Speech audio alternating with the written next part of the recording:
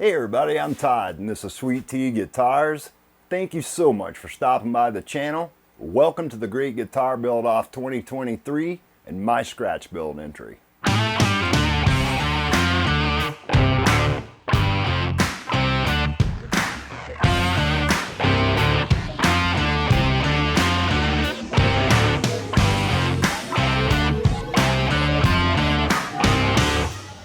Alright you guys, we left off in the last Ceres Theta video. Our neck was in this condition right here. There's a couple of things I want to get done in this video. First of all, I want to get the fretboard radiused, and we're going to jump on that shortly. Secondly, I want to get the fret markers and the side dots installed. I want to get my headstock thickness down. I want to finalize that swoop. I want to get my shelf carved in for the Floyd Rose locking nut. I want to get all my markup done and get this neck shaped. And I want to get my tuners drilled in. So first of all, we're going to radius this fretboard. I'm using a 16-inch radius on this thing. And we're going to jump straight into it, get this done. I've got 40 grit sandpaper on this. This is 3M green core. A 16-inch should not take us that long to achieve. You know, I don't want to go too far. I want to keep it nice and level and even. I want a flat fretboard when we're done here. And I will continue to turn it to where my nut's on the far end for a few strokes, and then I'll turn it around to where my heel's on the far end. Same thing, 80 grit 3M green core. I'm going to back off the pressure I'm using at this point. Take longer strokes. So there we go. Fretboard's radiused, but 80 grit's not going to cut it. We're going to go to 180.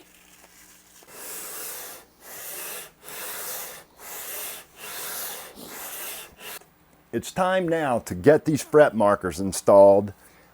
So first things first, I want to take these little brass rounds that I cut, and I just want to deburr, basically, is all I want to do. You want to make certain that they start down in the hole straight. If they're cocked one way or another, you'll dig into the side of your hole and it'll knock the hole out around, and you'll have a big gap there that you've got to fill.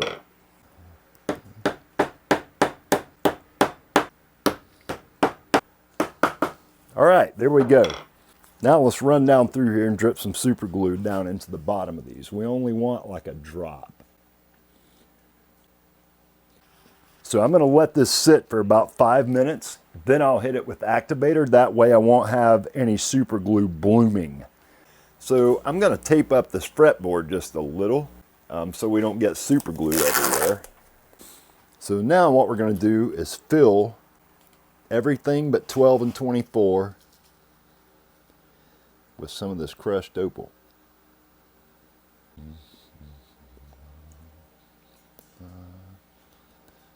Now I'm going to take some heavy thin Starbond super glue. It's like 5 drops or so per hole. We'll let this set for about 5 minutes. Then I'm going to come back down through here and we'll hit it with activator. All right, you guys, let's hit this with just a little activator. I don't want to go overboard. And we can start working this down with the file at first.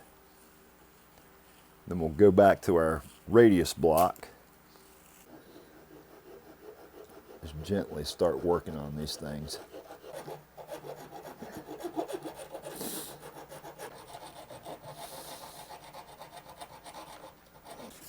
All right, let's get a paper towel and wipe this down with some naphtha or denatured alcohol.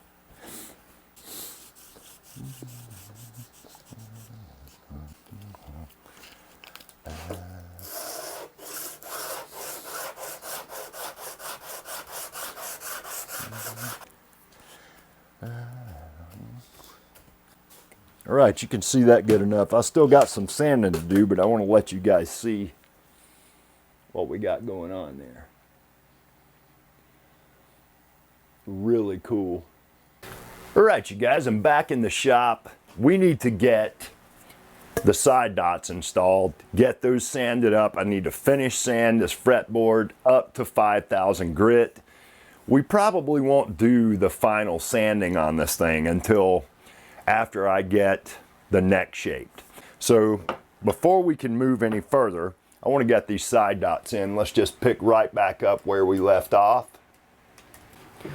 We'll take a clamp, just so I don't have to worry about this thing moving on me.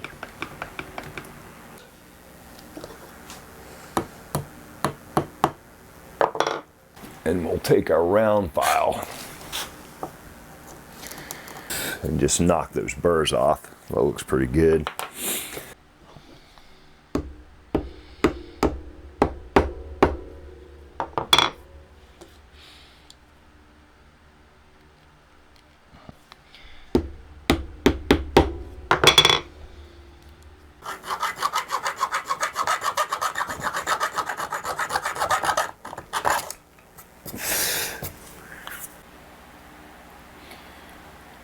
Nice large side dot markers. I like that. You know, I'm getting older.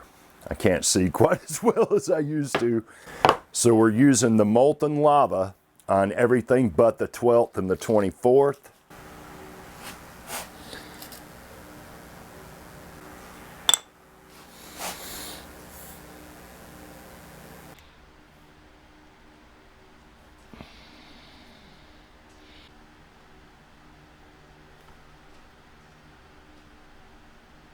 We're going to hit the 12th and the 24th with some of this white, which is called First Snow.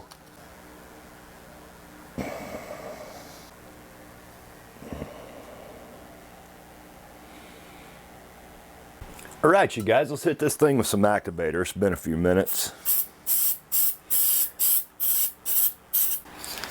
I've got 180 on one side of this beam, 220 on the other. I'm using the 220 side at this point.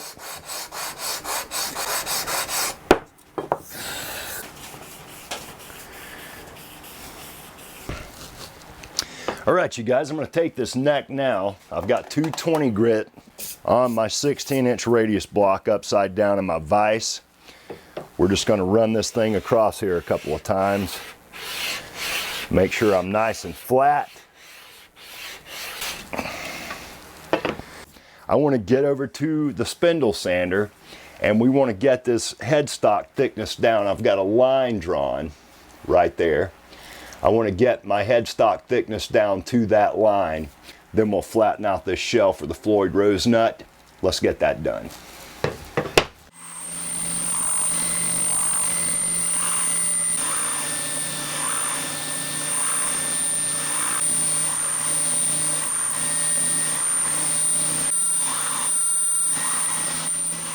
I'll do the rest of that by hand. I've got some shaping work I want to do on this thing anyway. And I also want to preserve some of the thickness on this headstock so when I drill in the tuners, if I do have any slight tear out on this front side, I'll be able to deal with that. But my swoop's in there nice at this point. That looks really good. I've saved myself plenty of room for my locking nut. So I think what we're going to do now is drill in our tuners. What I need to do is drill an 8mm hole from the front. Then I'll take my step drill bit and we'll go in from the back and widen out this hole deep enough so our tuner bushing sits down inside there.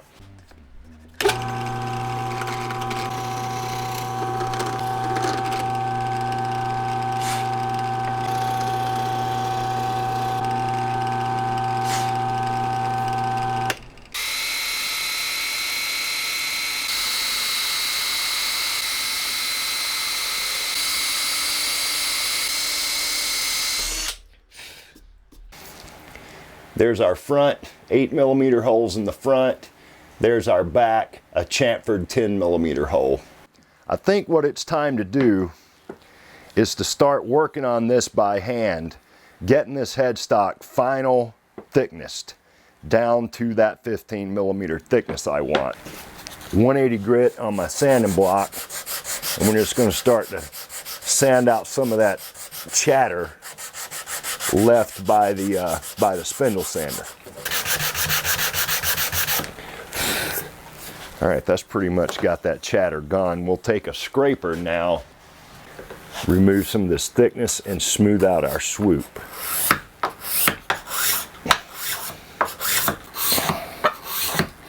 The scraper is really a superior way to get rid of all the file marks. So I'm going to grab my gooseneck and we'll start to work on the swoop.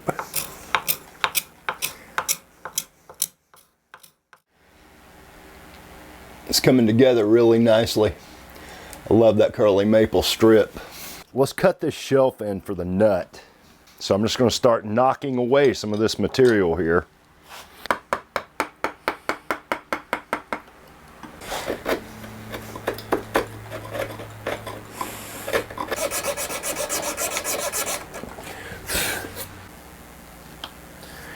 It looks really good. Our neck is ready to move on to the next phase of this, which will be starting to shape this thing. The first thing I want to do is do some markups back here for some no-go lines. I want to find out how far my heel is going to ride in the bottom of the pocket before I start to carve a transition into it. We need to mark that out on this end, and I want not a volute, so to speak, but a transition nonetheless, where my neck carve goes up into the back of the flat headstock carve. So we got 12, 13, 14, 15, 16 and a half. We may carry that on up to 17. That's 3 3/4 inches. We don't even need that much space. I'm going to say 3 1/2. 3 inches is my usual measurement for a 22 fret neck, so I'm going to add a 1/2 inch for the 24th fret. And let's take a measurement from the end of our neck to that line so we can copy that over to the back. There we go. I'm going to need to remark a center line.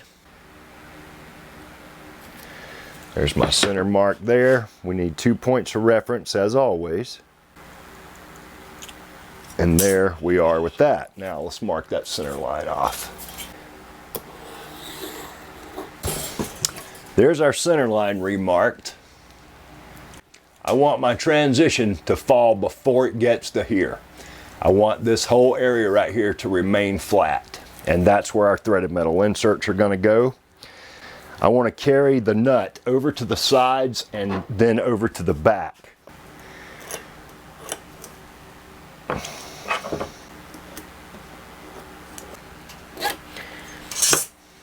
There's my nut line drawn on the back of the neck, so we're good to go.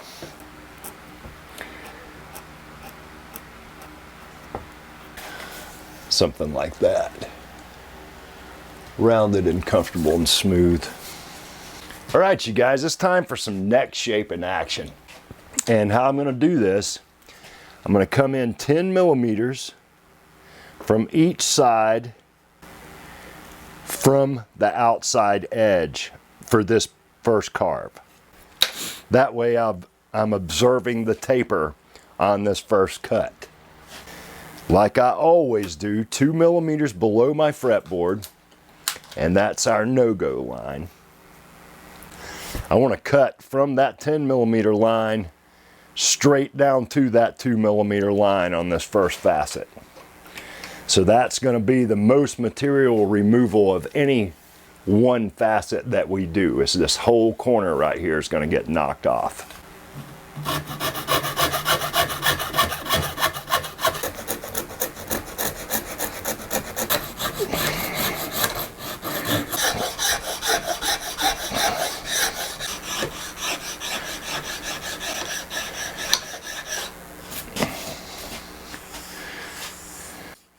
It's really important on this first line especially to make sure that you have not only a flat this way, but a flat this way as well. You don't want humps or valleys or anything like that. The closer you are to perfect on this, the easier it is as you go through this facet method to get your next facet cut. This first facet being flat is so important. So there's our first facet cut right there. Do the same thing on this other side.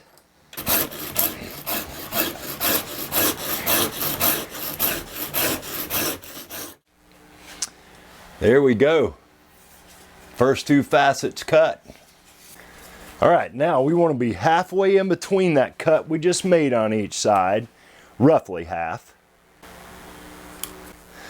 Same thing on this side. We want halfway in between this cut, or this line, and the center line.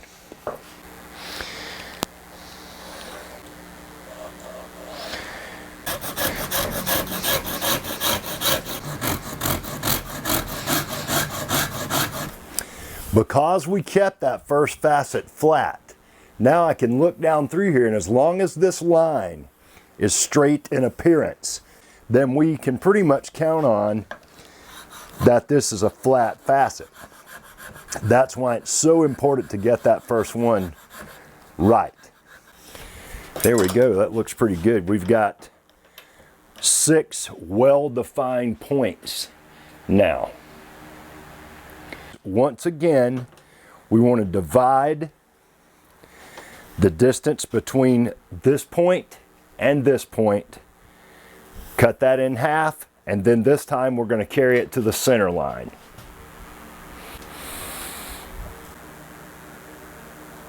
We're going to take off this point and make this point down the center of this maple. That will be our new facet point.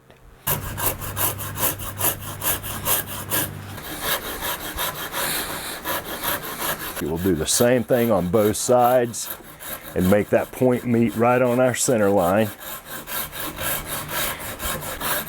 Establish and keep the angle. That's the name of the game when it's when you're shaping using the facet method. And there's 1,000 different ways to do this, you guys. I'm not claiming to be right. This is just the way that I've found that I like to shape a neck. And it's continuously evolving. We got a guitar neck starting to appear out of this thing, you guys. I love this part.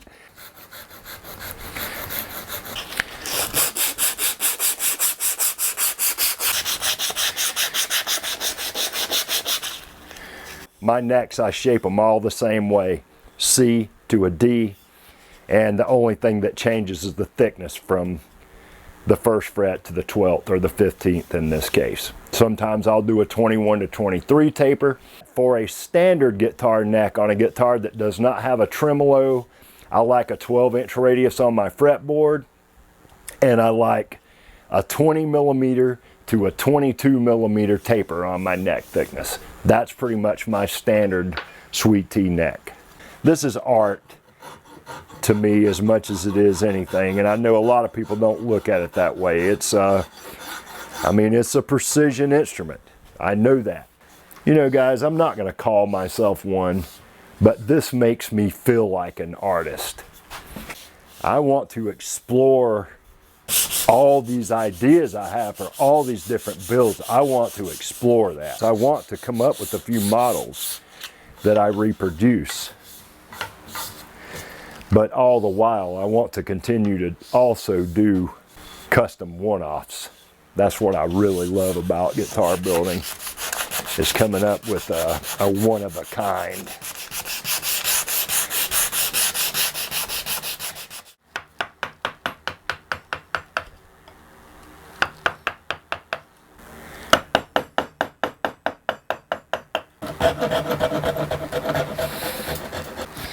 What I think I want to do here is a gradual slope so it's comfortable up against the fold of your hand right here.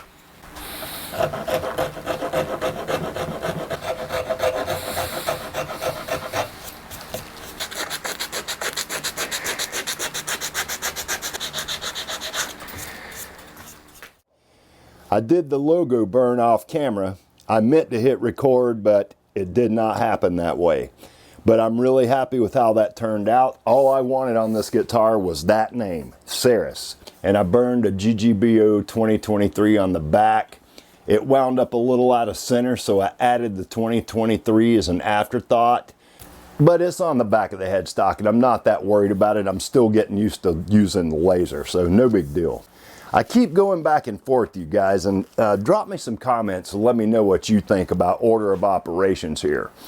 Do I go ahead and polish up the fretboard, install the frets in the neck, or do I wait until I've actually done some work on the body and get this neck heel carved before I put the frets in? Because the more I handle this neck after the frets are in, the more of a chance I'm taking that I'm going to scar up the fretboard, leave little fingernail marks in it. That's why I chose to wait until after the body's pretty much shaped and ready for finish before I put frets in a guitar. I think what I'm going to do is go ahead and drill the 2 holes in here for my locking nut mounting screws. Let's get that done real quick.